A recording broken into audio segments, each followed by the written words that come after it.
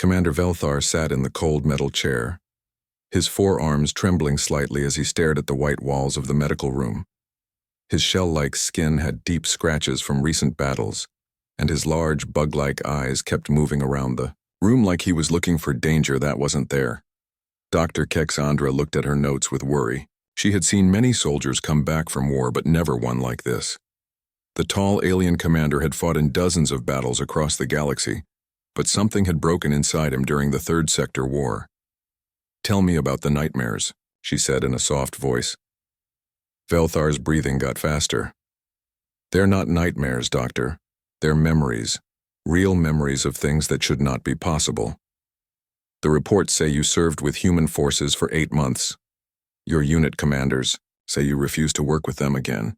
"Refuse?" Velthar made a clicking sound with his mouth parts. "Doctor, I would rather face the acid spitters of Vega Prime with no armor than stand next to a human in battle again." Dr. Kexandra wrote more notes.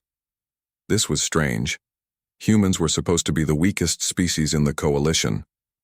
They had no natural weapons, no thick skin, no poison, no special abilities. Most alien species thought of them as barely useful in war. "Help me understand. What makes humans so frightening?" Velthar was quiet for a long time. When he spoke again, his voice was very quiet. "We thought we knew what war was, Doctor. My people have fought for thousands of years. We understand honor. We understand tactics. We understand sacrifice. But humans, they don't fight wars the same way. How do they fight differently?" "They make everything into a weapon." Velthar's shell started to crack along stress lines. "Food becomes explosives. Medical supplies become poison gas. Their own bodies become bombs. Nothing is too sacred. Nothing is off limits." Dr. Kexandra had heard stories, but she thought they were just rumors. "Give me an example." "Private Hewan was in my unit. Small human female, barely came up to my second shoulder. During the Battle of Kepler Station, she was trapped in a supply closet with 3 enemy soldiers trying to break down the door. What did she do? She mixed cleaning chemicals together to make poison gas, used her belt to make a slingshot with metal scraps, and when they finally broke in, she had turned that closet into a death trap.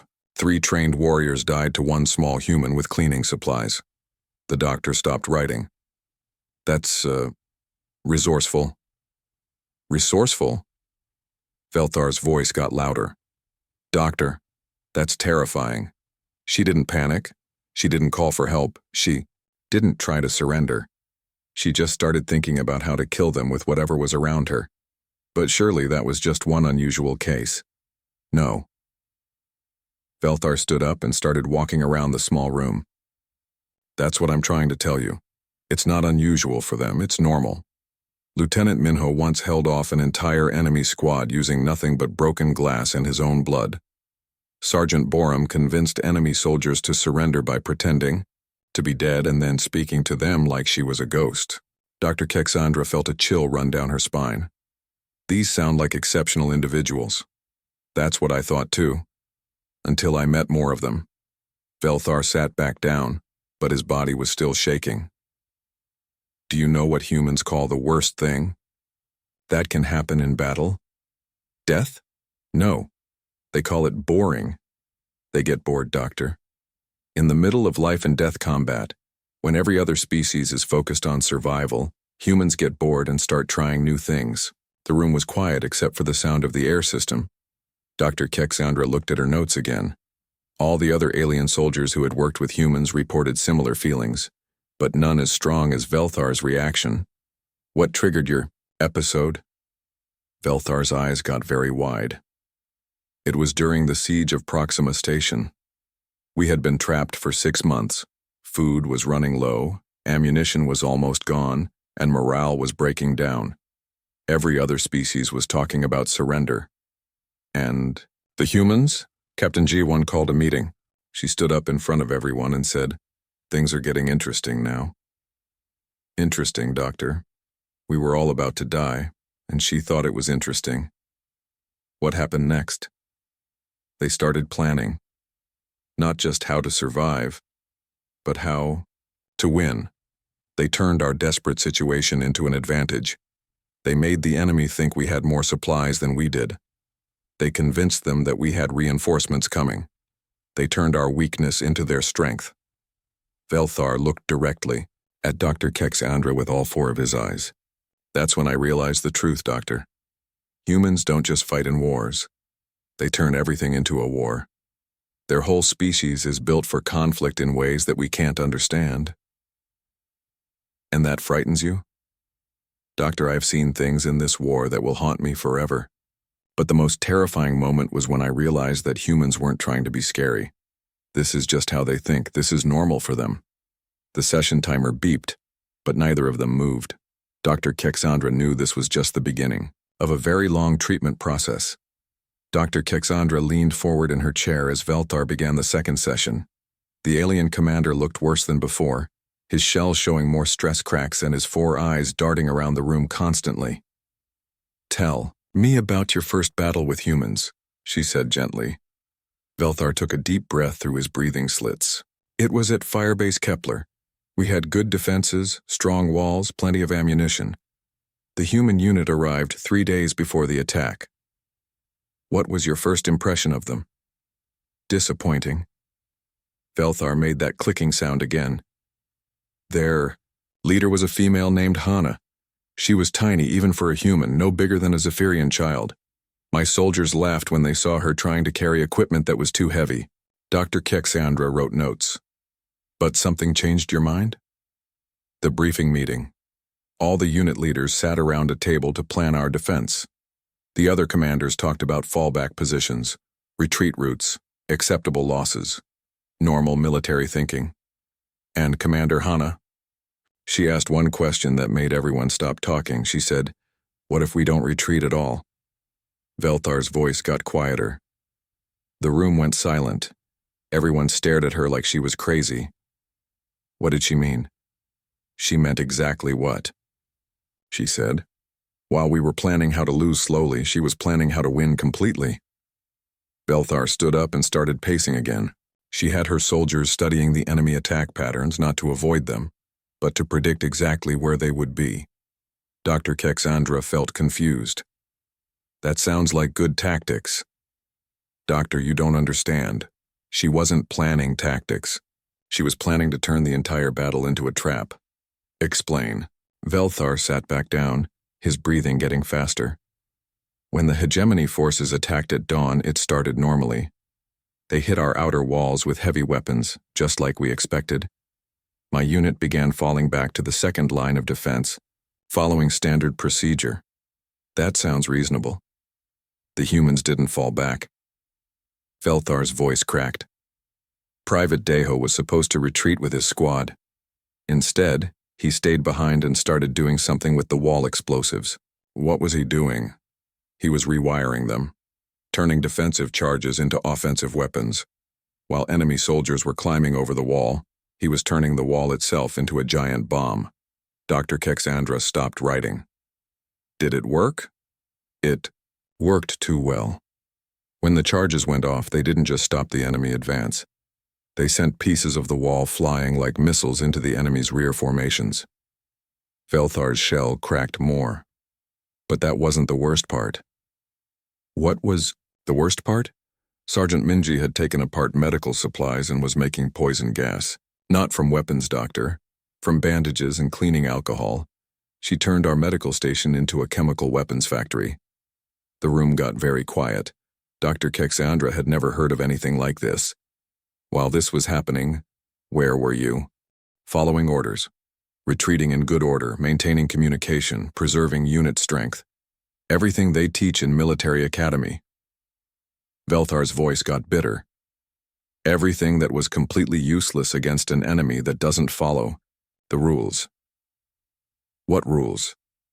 "The rules of war, Doctor. The unspoken agreements that make battles predictable. You use weapons for fighting, medical supplies for healing, food for eating. You retreat when outnumbered, you surrender when defeated. You protect the wounded, and humans don't follow these rules? Humans don't even know these rules exist. Corporal Jinho got shot in the chest during the fighting. Fatal wound, should have been evacuated immediately.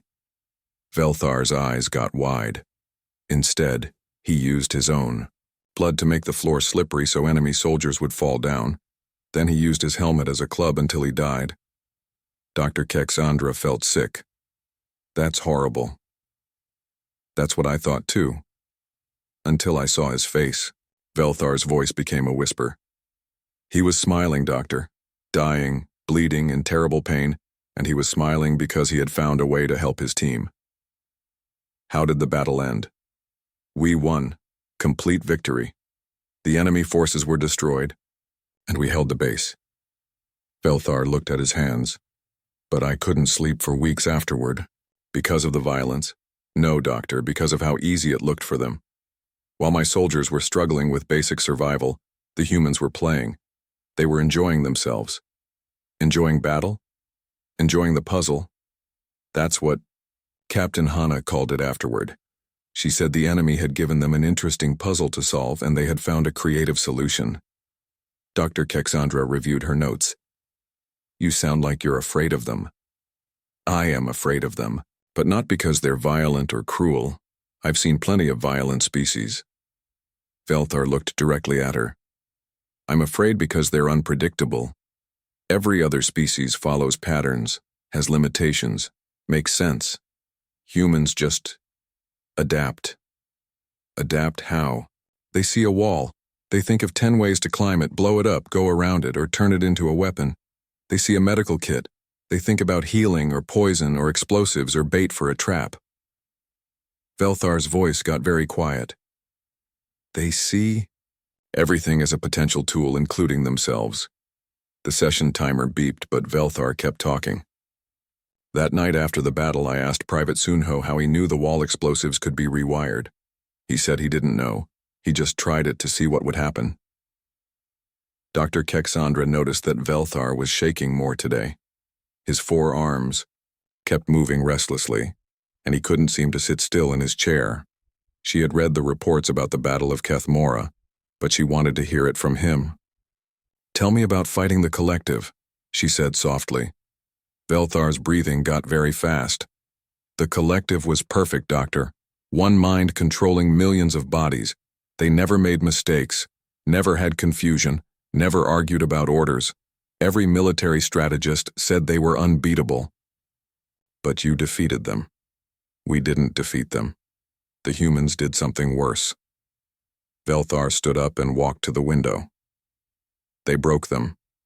Dr. Kexandra waited for him to continue. Outside, she could see other alien soldiers walking around. The medical facility. Many of them had the same haunted look as Velthar. The collective had conquered 17 star systems. They moved like one giant organism. When one unit learned something, every unit knew it instantly. When one soldier saw an enemy, every soldier could respond. That does sound unbeatable. It was unbeatable using normal tactics, but Captain Somin didn't use normal tactics.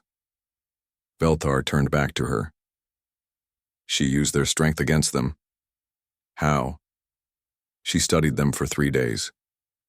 Just watched how they moved, how they communicated, how they shared information. Then she called her intelligence team together. Dr. Kexandra made notes. What did they plan? They planned to lie to a hive mind. Velthar's voice got strange. Do you understand how crazy that sounds? A hive mind can't be lied to because it knows everything its parts know. So how did they do it? Private Young-Ho volunteered to be captured. Velthar sat back down heavily. Not captured by accident during fighting. He walked up to enemy lines with his hands up and let them take him. Why would he do that? Because Captain Somin had filled his mind with false information, maps that were wrong, troop numbers that were fake, battle plans that didn't exist. When the collective absorbed his memories, they got lies instead of truth. Dr. Kexandra felt confused. But wouldn't they know he was lying? That's the clever part. He wasn't lying. He really believed the false information because the humans had convinced him it was real. They had shown him fake orders, fake maps, fake radio messages. In his mind, it was all true. That seems very complicated. It gets worse. While Young-ho was being captured, Sergeant Neon was broadcasting fake radio signals that matched the false information, and Lieutenant Tai-hoon was moving small groups of soldiers around to make it look like the fake battle plans were real. Velthar's shell started cracking again. The collective believed all of it because their own senses confirmed what they learned from Young-ho's mind. What happened next? The collective started making decisions based on lies. They moved their forces to defend against attacks that weren't coming. They abandoned strong positions to chase fake enemy units. They started fighting shadows. Dr. Kexandra tried to understand. So they defeated themselves? Worse than that, the humans convinced them that some of their own units were enemy spies. The collective started attacking itself. Velthar's voice became very quiet. A hive mind that had never known internal conflict suddenly couldn't trust its own thoughts. How long did this last? 6 hours. In 6 hours, the humans turned the galaxy's most coordinated military force into a confused mess that was fighting its own shadow. Dr. Kexandra looked at her notes. What happened to Private Young-ho? Velthar was quiet for a long time. When he spoke, his voice was barely a whisper. We found his body 3 days later.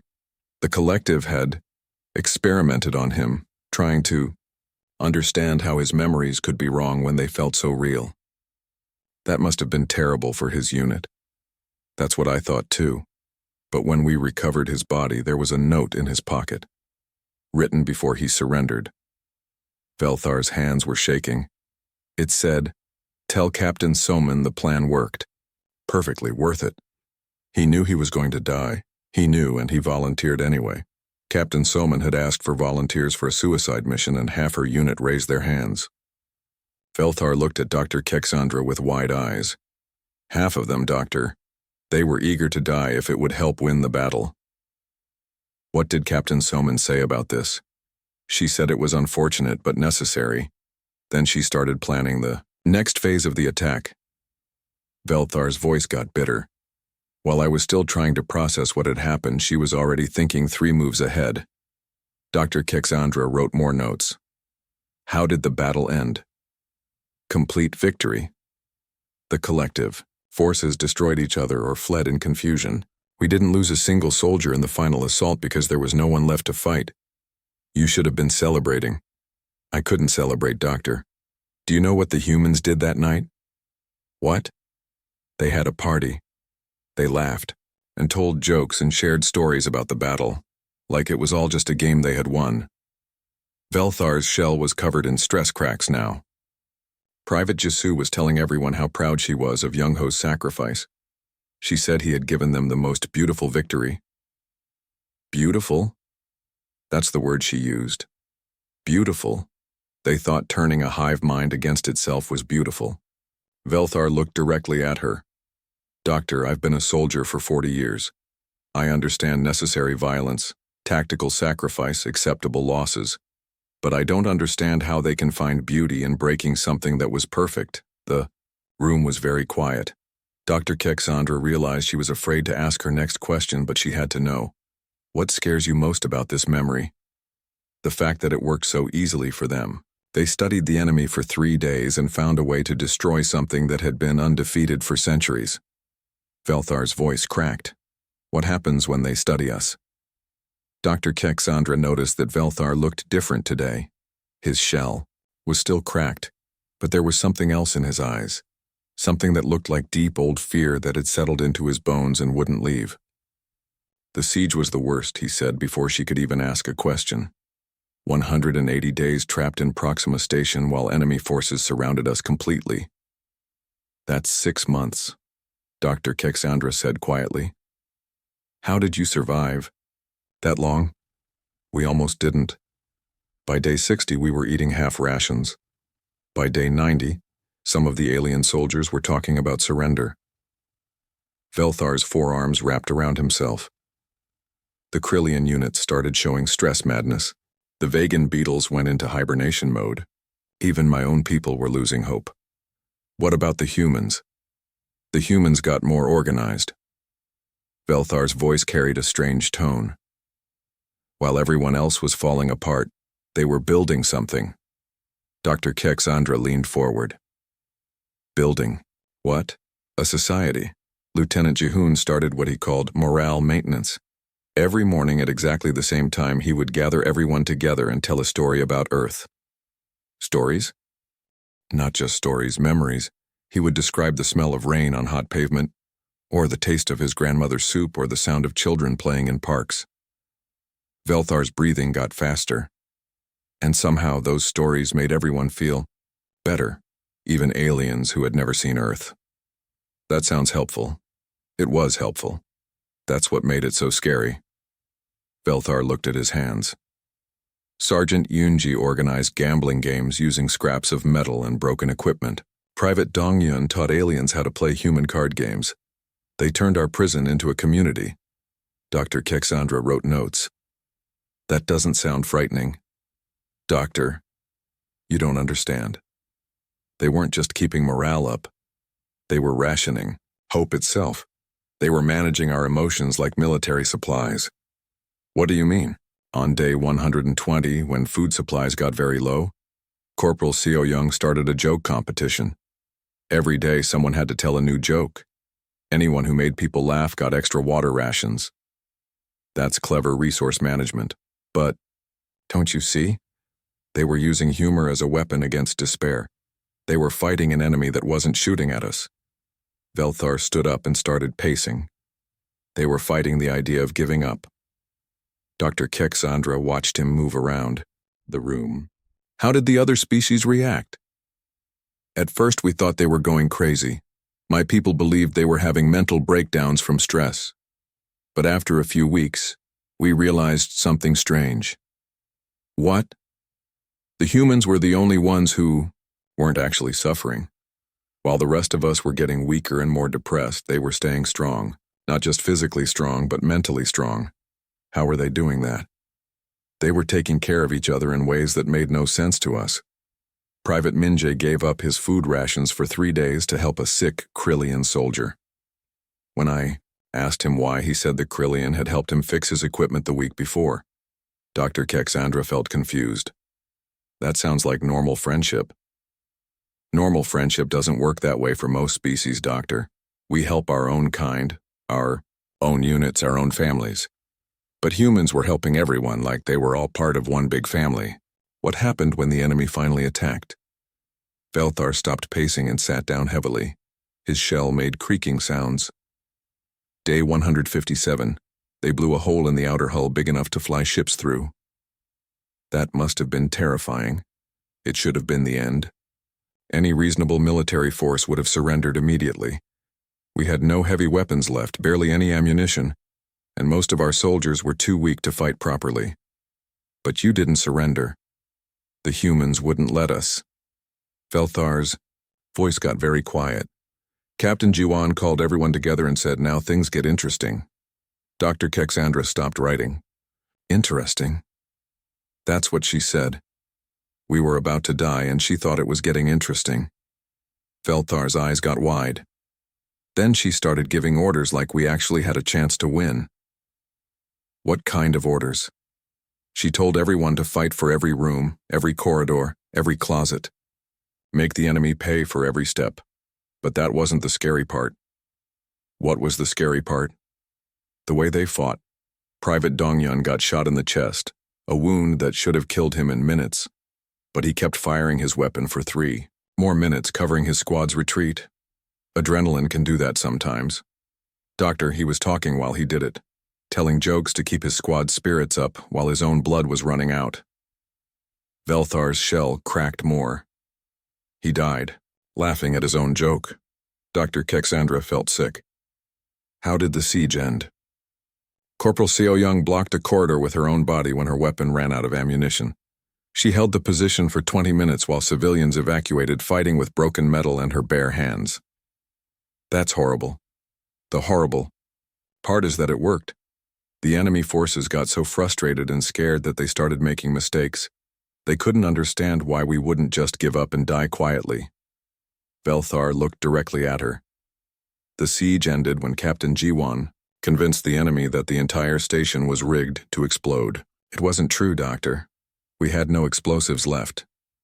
But the enemy believed her because humans had proven they would rather die than surrender. They were bluffing? They were bluffing with their last breath, and it worked perfectly. The enemy retreated rather than risk triggering an explosion. Velthar's voice cracked. They turned their reputation for stubbornness into a psychological weapon. Dr. Kexandra looked at Velthar carefully as he entered for their final session. Something had changed in the alien commander. He wasn't shaking anymore, but there was a coldness in his compound eyes that hadn't been there before. It was like he had accepted something terrible.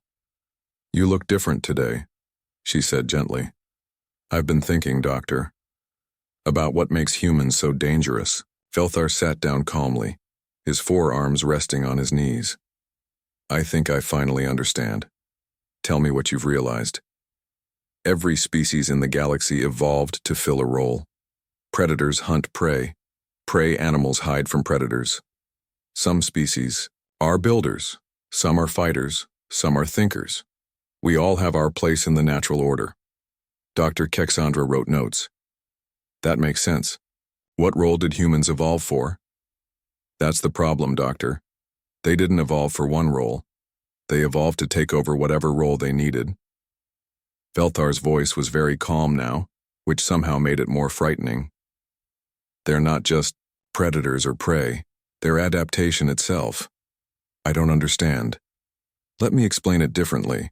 When my people face a strong enemy, we build better armor and stronger weapons. When humans face a strong enemy, they become something new. Doctor, Kexandra felt confused. Become something new? During the war, I watched Private Kyung face a acid spitter in single combat. These creatures dissolve metal with their breath and have claws that can cut through ship hulls. How did he fight it? He didn't fight it the way we would. He studied how it moved, how it attacked, how it thought. Then he started copying it. Velthar's shell made small clicking sounds. By the end of the battle, he was moving like an acid spitter, thinking like an acid spitter, fighting like an acid spitter. That's just good tactics. Doctor, he didn't just learn their tactics. He became them for as long as he needed to. Then, when the battle was over, he went back to being human, like nothing had happened. Dr. Kexandra stopped writing. That seems impossible.